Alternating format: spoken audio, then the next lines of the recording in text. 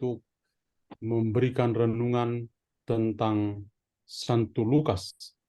Dan sebagaimana kita lihat dalam flyer, ya, judulnya adalah Sang Pemberi Terang, karena memang nama Lukas itu berarti pemberi terang. Saya seperti biasa menyiapkan bahan-bahannya dan saya bagikan, paling kurang kita semakin mengenal orang kudus kebanggaan kita ini. Apakah sudah bisa melihat layar saya? Sudah, Pater. Oke.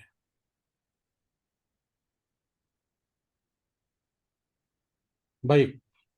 Jadi seperti kita lihat judulnya, dari judulnya lebih dekat dengan Santo Lukas, Sang Pemberi Cahaya. Mari kita perhatikan dulu gambar yang saya tunjukkan di sini. Santo Lukas itu dikenal sebagai pelukis hidup Yesus. Karena itu kita bisa melihat bagaimana ada malaikat, ada Lukas, kemudian ada gambar Bunda Maria, dan juga bayi Yesus. Ini gambar Bunda Maria penolong abadi namanya, ya. Dan di lukisan-lukisan tentang Santo Lukas pasti ada satu simbol yang penting, yaitu domba. Ya, ini memang simbol dari Injil Lukas. Karena dalam Injil Lukas kita bisa mengetahui informasi tentang keluarga kudus, terutama Bunda Maria, kemudian Santo Yusuf, dan juga bayi Yesus, dan lebih lagi tentang masa kanak-kanak Yesus. Jadi kita perlu fokus pada gambar ini yang akan membantu kita untuk melihat bahwa sosok Santo Lukas itu betul-betul merupakan pemberi cahaya untuk pikiran kita dan hati kita untuk bisa lebih mengenal atau mengenal lebih dalam lagi tentang pribadi Yesus. Saya mulai dengan membawa kita untuk mengenal Santo Lukas ini. Nama Lukas itu berasal dari bahasa Latin, Lukas, ya. Dalam bahasa Indonesia pakai K, bahasa-bahasa lain pakai C. Bacanya tetap sama, Lukas. Dalam bahasa Yunani itu disebut Loukas. Lukas ini merupakan bentuk jamak dari Lucanus, yang secara harafiah berarti dari Lucania. Lucania itu sebuah daerah di Italia Hilir, di pinggiran Italia, tempat tinggal suku Lucani sebagai cabang dari ras Schabelin. Dan punya makna, seperti kita ketahui, maknanya adalah pemberi cahaya. Lukas sebagai sang penginjil, itu Lukas dikenal dalam gereja sebagai penginjil. Dia juga, Santo Paulus menggambarkan dia sebagai seorang tabib atau dokter Yahudi, Yunani, atau orang biasa sebut dengan Helenistik di Antioquia yang di Syria. Dan dia merupakan santo pelindung untuk para dokter, perawat, seniman, juga dikenal sebagai the beloved, ya, atau dokter yang dikasihi.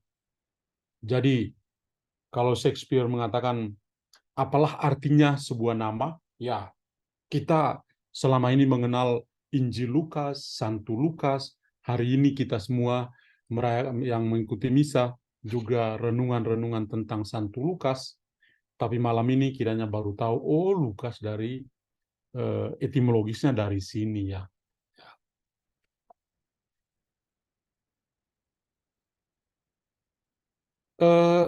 Yang kedua adalah kesaksian sambil sebuah kesaksian dari Santo Eusebius, seorang bapak gereja dan juga lebih dikenal sebagai seorang penulis sejarah gereja. Dia katakan begini, Lukas yang berasal dari suku bangsa Antioquia dan berprofesi sebagai seorang tabib telah lama menjadi sahabat Paulus dan bercakap-cakap dengan para rasul lainnya. Dan dalam dua buku, yaitu dalam Injil dan Kisah Para Rasul, ia meninggalkan kepada kita contoh-contoh tentang obat bagi jiwa-jiwa yang ia peroleh dari mereka. Semua tulisan baik di Injil maupun dalam Kisah Para Rasul itu biasa disebut itu obat yang mujarab yang dia peroleh dari kesaksian para rasul, dan itu kalau kita baca kita bisa berubah, ya. Jadi tabib atau obat ini bukan dalam arti medisin, ya, kita pergi beli di apotik, bukan itu, ya. Tapi yang dimaksudkan adalah bahwa tulisan-tulisan yang kita baca dalam Injil dan juga dalam Kisah Para Rasul itu punya daya yang kuat untuk mengobati, menyembuhkan, dan mengubah hidup kita menjadi lebih baik. Maaf, Nah, Pastor, slide-nya ya, tidak berubah dari tadi. dia di halaman, masih tetap di halaman apa? Tetap Pertama. halaman pertama. Oh, berarti dia harus tetap ini, ya. Iya, Oke, ini yang kedua tadi. Oke, kalau ini kelihatan, ya. iya, Pastor. Oke, baik. Jadi ini adalah kesaksian dari Santo Eusebius, penulis sejarah gereja yang terkenal. Dan bagaimana dengan Santo Paulus yang memberi gelar kepada Santo Lukas sebagai tabib, ya. Santo Paulus mengatakan Lukas sebagai rekan sekerja dan tabib yang dikasihi. Itu dua perkataan dari Santo Paulus untuk menggambarkan siapa Lukas itu bagi pribadi Santo Paulus. Sebagai rekan kerja, Paulus mengatakan Lukas sebagai rekan kerja ini untuk mengidentifikasikan Lukas sebagai salah satu kader profesional dari pekerja Kristen pada waktu itu. Banyak diantaranya itu berprofesi sebagai guru dan pengkhotbah atau para penatua, tapi Lukas punya peran tersendiri sebagai seorang tabib, ya, seorang tabib yang ikut dalam karya misioner yang dijalani oleh Santo Paulus. Jadi Paulus tidak hanya bertemu dengan para guru atau para pengkhotbah yang nantinya akan mengajar tentang Injil, atau mereka dikaderisasi oleh Santo Paulus untuk tinggal di tanah-tanah misi yang dirintis oleh Paulus.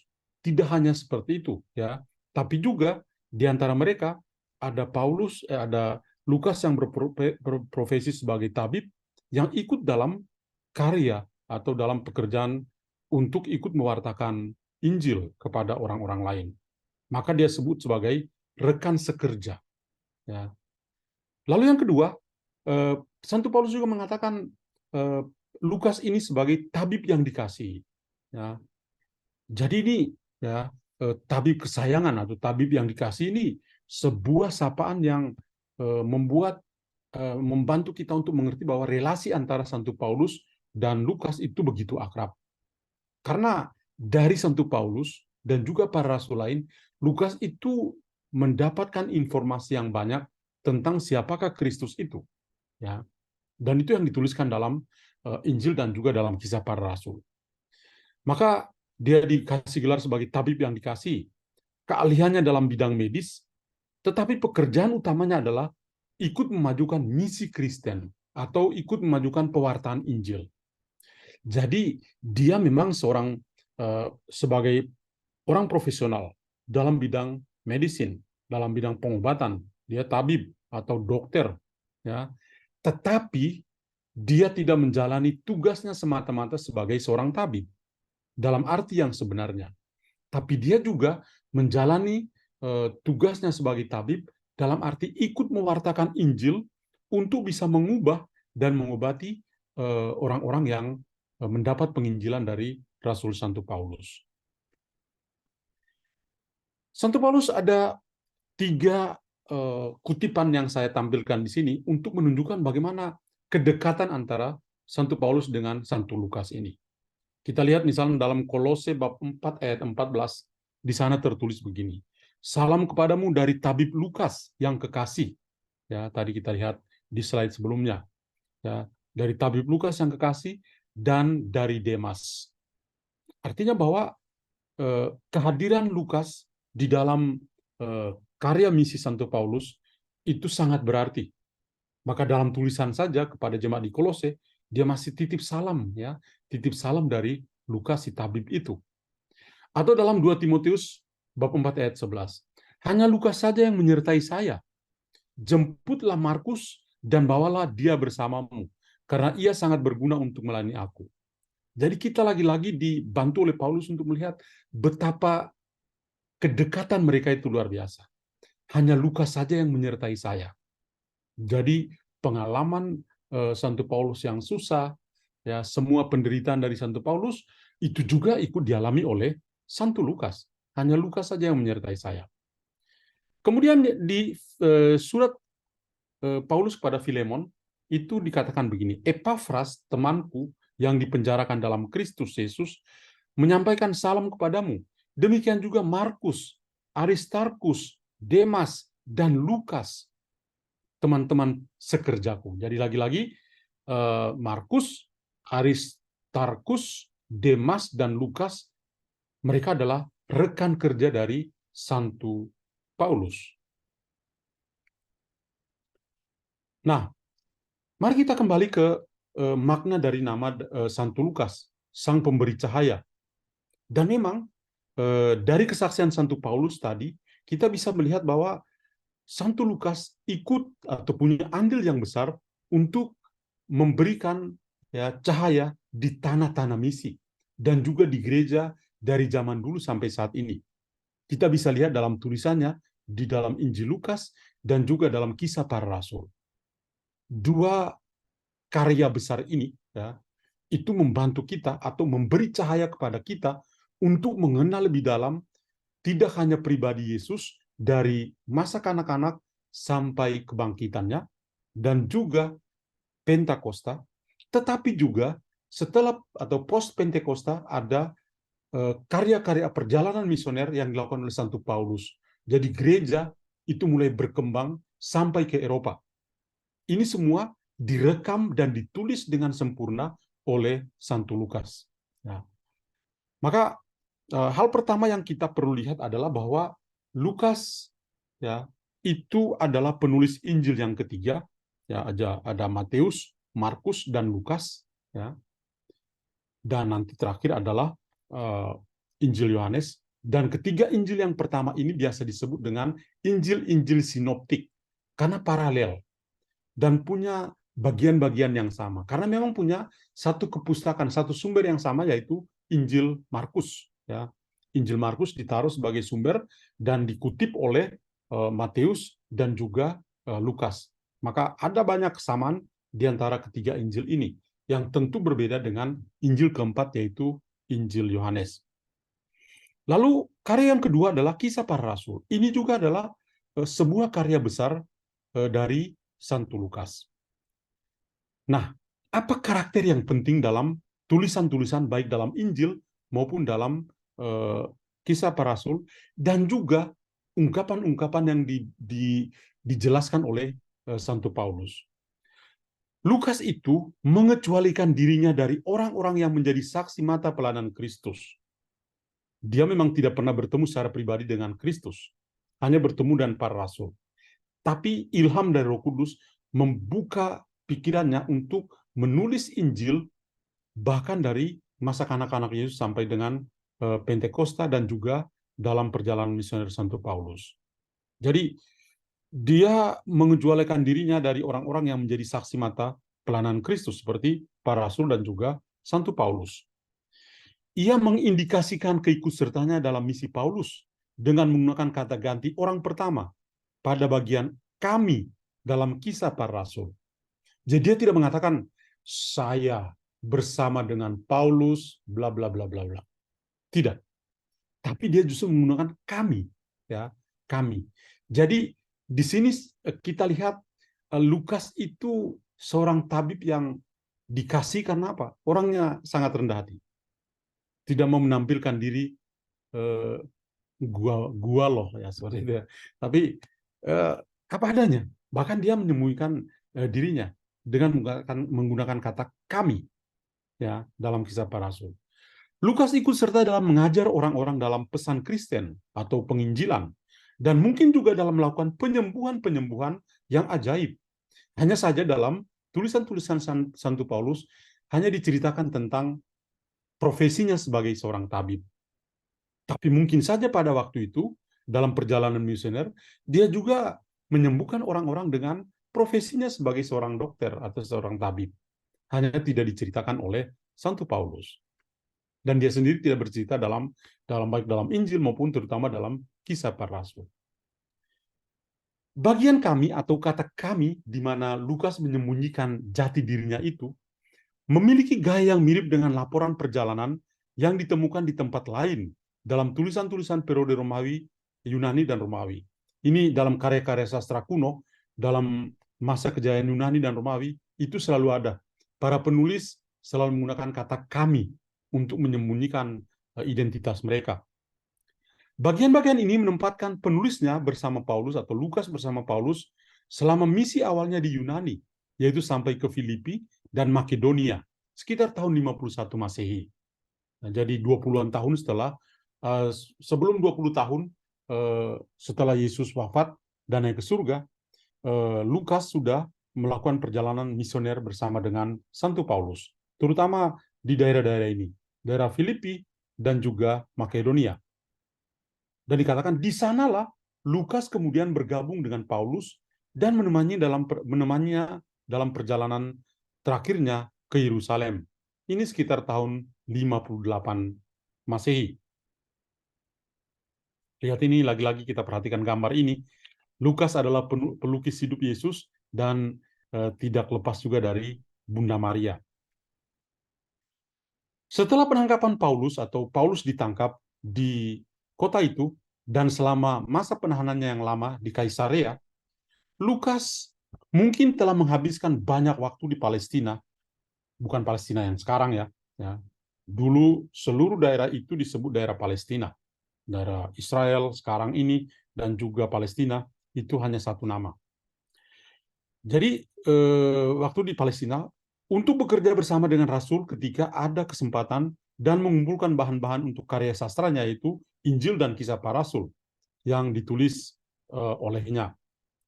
Bagaimanapun juga, boleh dikatakan bahwa selama 2 tahun kemudian muncul bersama dengan Paulus dalam perjalanannya dari Kaisarea ke Roma. Jadi dia menemani perjalanan Paulus dari Kaisarea ke Roma. Dan menurut surat Santo Paulus yang kedua pada Timotius, 2 Timotius bab 4 ayat 11, pada saat sang rasul menjadi martir di kota Roma, yaitu sekitar tahun 66. Jadi itu juga yang ditulis oleh oleh Paulus dalam suratnya sebagai kesaksian bagaimana Lukas itu selalu menemani perjalanannya bahkan sampai ke Roma. Lukas dalam tulisan, kalau kita membaca Injil dan juga dalam Kisah Para Rasul dan komentar-komentar dari Santo Paulus ini menunjukkan bahwa Lukas itu seorang yang terpelajar. Kalau kita membaca tulisan-tulisannya itu, gaya bahasanya, kosakatanya dalam Injil dan Kisah Para Rasul itu dia pilih kata-kata yang terbaik yang sudah modern dalam bahasa Yunani. Ya. Jadi dia dengan diksi atau pemilihan kata yang modern dalam bahasa Yunani menunjukkan bahwa dia memang seorang yang terpelajar. Ya. Jadi bukan orang biasa-biasa, tapi memang orang luar biasa. Perbedaan yang dibuat antara Lukas dan rekan-rekannya yang lain, orang-orang bersunat dalam Kolose bab 4 ayat 11, telah menyebabkan banyak ahli menyimpulkan bahwa ia adalah orang yang bukan Yahudi. Karena omong tentang yang tidak bersunat. Mereka bilang, ini mungkin kemungkinan besar orang Yunani. Ya. Tapi, ya, karena pengetahuannya yang mendalam tentang kitab perjanjian lama, dalam hal ini Alkitab Ibrani, dan fokus perhatiannya dalam tulisannya itu mendukung pandangan bahwa ia bukan seorang yang berasal dari luar, bukan orang Romawi atau orang Yunani, tapi dia adalah seorang Yahudi, Kristen, Yahudi yang percaya pada Kristus, yang mengikuti gaya hidup Yunani atau gaya hidup yang disebut kaum Helenistis. Ya. Jadi itu sebabnya orang Yahudi, tapi cara pikirnya, gaya hidupnya adalah orang Yunani. Maka dia juga menulis tulisannya ini dalam bahasa Yunani. Dalam prolog Injil Lukas dan Kisah Para Rasul menunjukkan bahwa Lukas itu adalah seorang dari Antiokhia di Syria. tadi kesaksian dari Santo Eusebius, seorang penulis sejarah gereja, juga sangat jelas. Dia dari Antioquia yang di Syria. Ini Antioquia ada 2 tempat, satu di Syria, satu yang di Mesir. Dan dia menulis kan digerakkan oleh Roh Kudus. Ini yang gereja pegang. Dia bisa dianggap sebagai penulis suci karena memang dia diilhami oleh Roh Kudus. Dan tulisan-tulisan Lukas itu ditemukan nama kota Antioquia yang sangat menonjol dalam Kisah Para Rasul. Penulis Lukas juga memiliki latar belakang sastra yang baik. Tadi saya katakan menulis dalam bahasa Yunani yang lebih modern, lebih baik. Maka jika Injil yang memakai namanya ya, dan Kisah Para Rasul ditulis oleh penulis yang secara tradisional dianggap sebagai penulisnya, ya, penulis Injil Lukas dan juga Kisah Para Rasul, maka keduanya mungkin ditulis pada masa atau tidak lama setelah pemberontakan Yahudi, sekitar tahun 66 sampai tahun 73 Masehi. Jadi itu pada masa-masa itu diperkirakan dia mungkin sudah menyiapkan draft penulisan Injil Lukas dan juga Kisah Para Rasul. Ada juga ahli-ahli kitab suci yang mengatakan bahwa atau mereka mengaitkan Lukas dengan surat-surat pastoral dan surat pada orang Ibrani, baik sebagai penulis maupun sebagai amanuensis. Amanuensis berarti orang yang disewa untuk menulis atau untuk mengetik. Ya. Karena adanya kemiripan linguistik atau bahasa atau gaya bahasanya itu mirip-mirip dengan Injil dan Kisah Para Rasul. Jadi para ahli kadang-kadang berpikir, wah jangan-jangan Lukas juga diminta untuk ya amanuensis ini, jangan-jangan dia diminta untuk menulis. Ya. Idenya dari orang tapi dia yang tulis. Ya, maka terungkap dengan diksinya, dengan gaya bahasanya yang mirip-mirip. Lukas diidentifikasi oleh tradisi awal abad kedua sebagai penulis Injil, tadi sudah dikatakan Injil dan juga Kisah Para Rasul dari abad yang kedua. Ia juga mungkin memiliki peran dalam menulis beberapa surat yang dikaitkan dengan Santo Paulus tadi yang dikatakan sebagai surat-surat pastoral itu. Tapi ini kan hanya anggapan orang karena melihat gaya penulisannya, pemilihan kata-katanya itu punya kemiripan.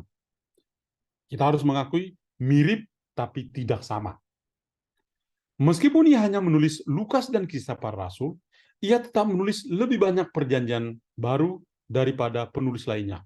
Dalam arti bahwa kalau kita membaca tulisan Lukas, dalam Injil Lukas, dan juga dalam Kisah Para Rasul, dalam teks-teks bahasa Inggris, Alkitab bahasa Inggris, itu sekitar 38.000 kata dalam Injil dan Kisah Para Rasul, atau sekitar 24% dari seluruh kitab perjanjian baru. Ya, artinya tulisan memang cukup panjang dari Injil dan juga Kisah Para Rasul. Jadi ini 24% dari kitab perjanjian baru itu adalah tulisan Santo Lukas. Mari kita fokus pada Injilnya. Ya, kalau dalam Injil tadi dikatakan sebagai salah satu karya, Injil Lukas itu dikenal dengan beberapa karakteristik seperti ini.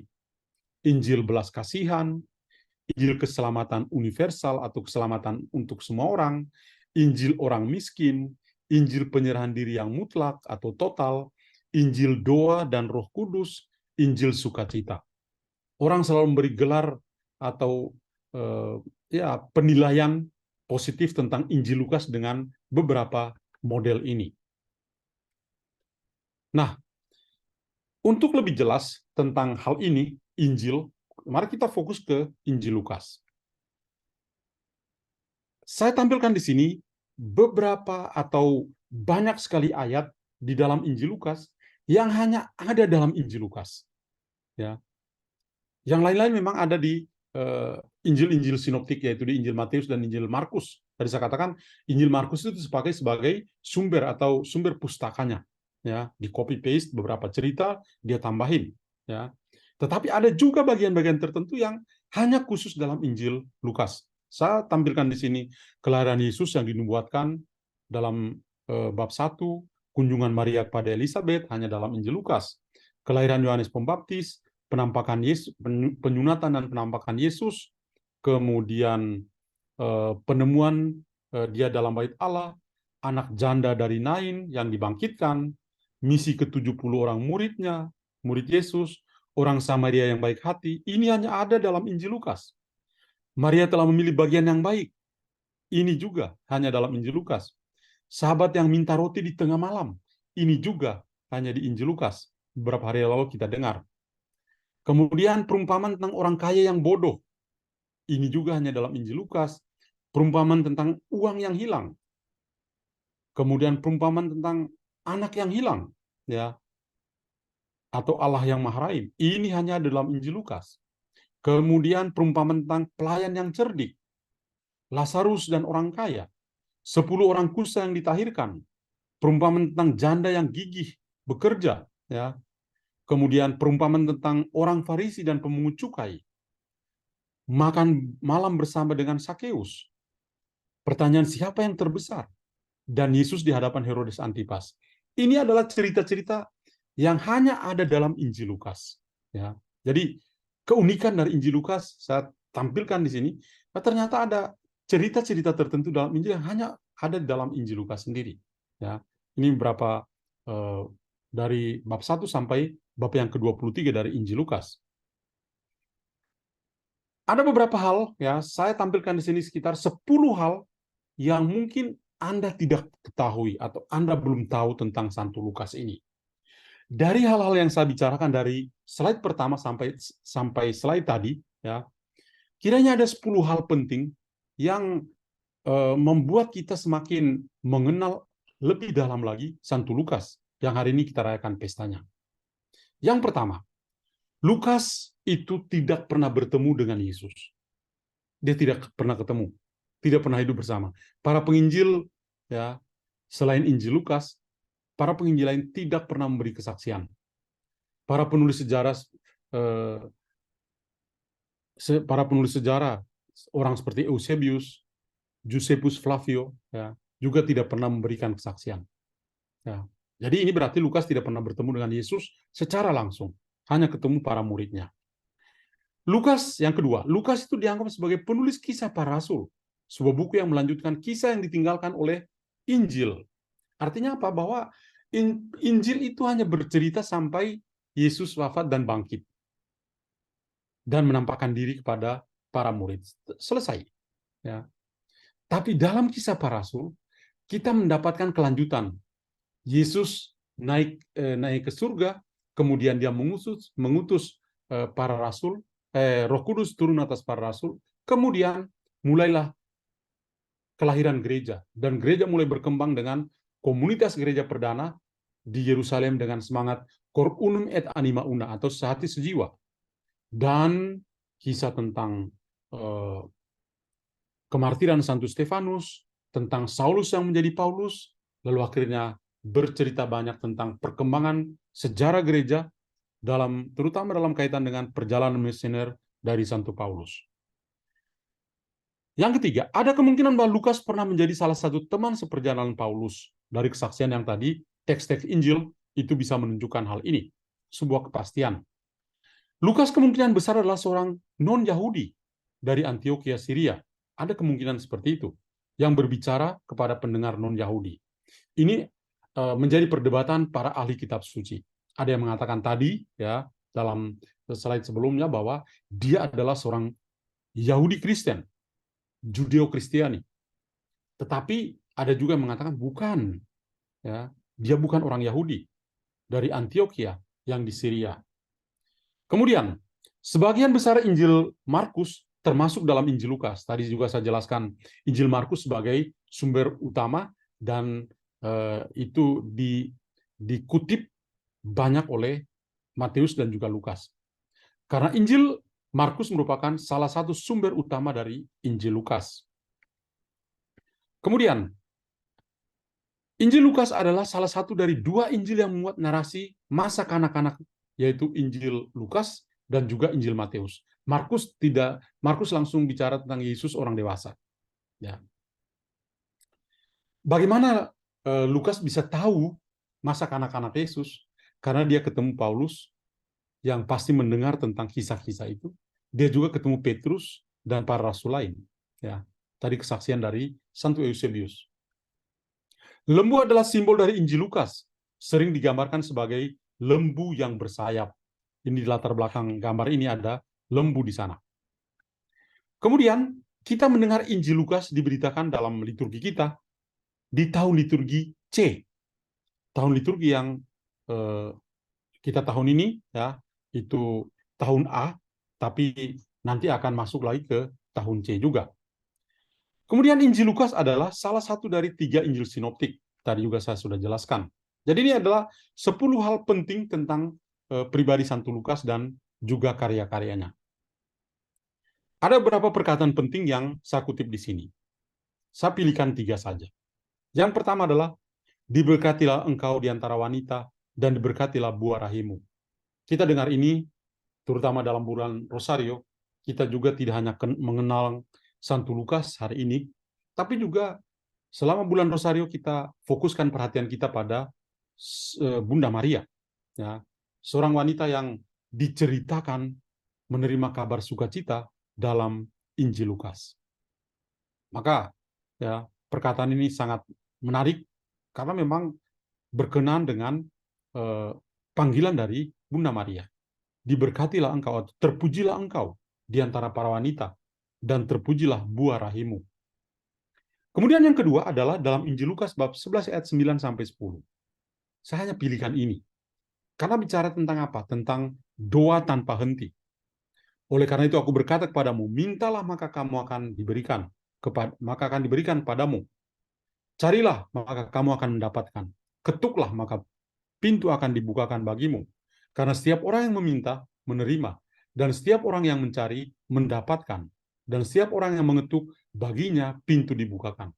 Bicara tentang keterbukaan hati kita untuk berdoa, memohon tanpa henti kepada Tuhan. Dan Tuhan akan mencukupkan apa yang kita butuhkan di dalam kehidupan kita. Dan yang terakhir adalah dalam Lukas bab 12 ayat 34. Karena di mana hartamu berada, di situ juga hatimu berada. Mirip dengan apa yang dikatakan dalam Injil Matius bab 6 ayat 21. Ya. Jadi inilah 3 ayat yang saya pilihkan. Masih banyak ya, tapi Anda bisa baca sendiri Injil Lukas dan juga Kisah Para Rasul. Dan kita tutup dengan sebuah doa terkenal, doa kepada Santo Lukas. Ya Santo Lukas yang luar biasa. Engkau sungguh dijiwai oleh roh kasih surgawi. Dengan setia engkau merinci kemanusiaan Yesus. Engkau juga menunjukkan keilahiannya dan belas kasihnya yang tulus kepada semua manusia. Semoga Roh Kudus mengajar umat beriman, menolong juga saya untuk memahami sabda Kristus dan menerapkannya di dalam hidup saya. Amin. Kiranya doa ini juga menjadi doa kita bersama di hari istimewa Hari Santo Lukas ini. Tuhan memberkati kita semua. Amin. Terima kasih Pater John untuk penjelasan yang begitu detail dan begitu lengkap.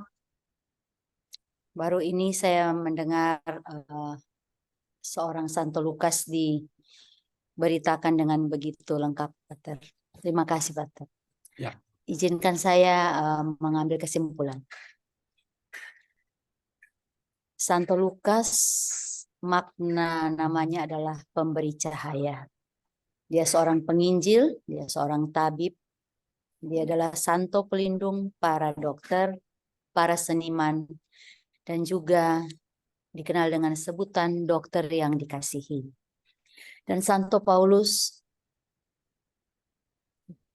menyebutnya sebagai rekan sekerja, tabib yang dikasihi. Seorang teman dalam perjalanan.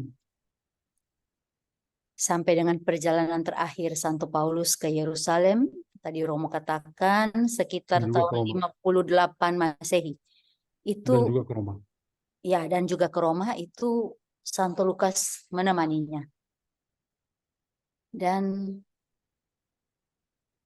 Santo Lukas memberikan cahaya dengan penulisan-penulisannya. Sungguh kitab Lukas dan juga tulisan-tulisannya dalam kitab para rasul itu sekitar 38.000 kata atau 24% dari kitab Perjanjian Baru. Betul. Jadi hampir seperempat ya, Ya. dari Perjanjian Baru itu adalah tulisan Santo Tulisan Lukas. Lukas. Ya. Dan Santo Lukas juga menerangi kita dengan Injil karangannya, dengan perumpamaan-perumpamaan yang begitu dalam dan indah yang kita sudah lihat tadi di slide. Rasul Paulus sudah menjadi terang ya, sebab sudah mengalami perjumpaan langsung dengan Yesus. Dan dia memancarkannya kepada Santo Lukas karena mereka bersahabat. Dan Santo Lukas juga menjadi pemberi cahaya buat orang-orang di sekitarnya. Juga sampai saat ini pada kita dengan tulisan-tulisan yang kita bisa lebih mengenal dan mengasihi Sang Terang itu sendiri, yaitu Yesus Kristus, Yesus yang bercahaya, dan dia juga mau kita berjalan bersamanya. Dan kita juga harus menebarkan cahaya juga agar orang-orang di sekitar kita melihat perbuatan kita dan memuliakan Bapa kita yang di sorga. Santo Lukas yang dijiwai oleh Roh kasih karunia surgawi, doakanlah kami. Amin.